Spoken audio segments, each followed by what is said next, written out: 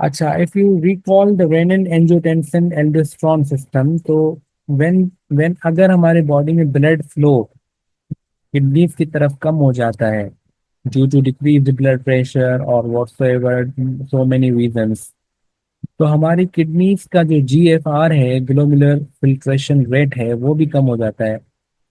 और उसमें से जस्ट्रा ग्लोमेरुलर सेल्स जो होते हैं, उसी ग्लोमेरुलर कैप्सूल के अंदर ये सेल्स होते हैं। ये सेल्स क्या करते हैं, एक रेनिन एंजाइम को सीक्रेट करते हैं।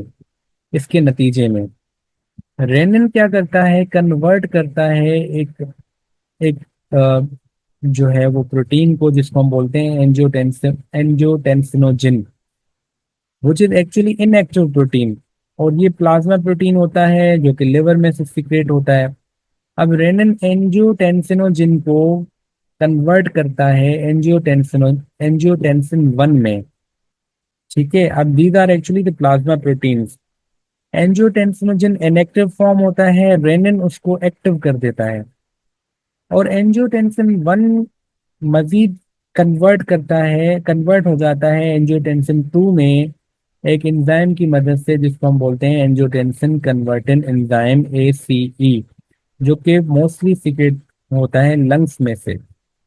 तो अल्टीमेटली हमारे पास एंजियोटेंसिन 2 आ जाता है, जिसका काम है एड्रिनल कॉर्टेक्स को स्टिमुलेट करना कि एल्डोस्टेरोन को ज्यादा से ज्यादा सीक्रेट करे।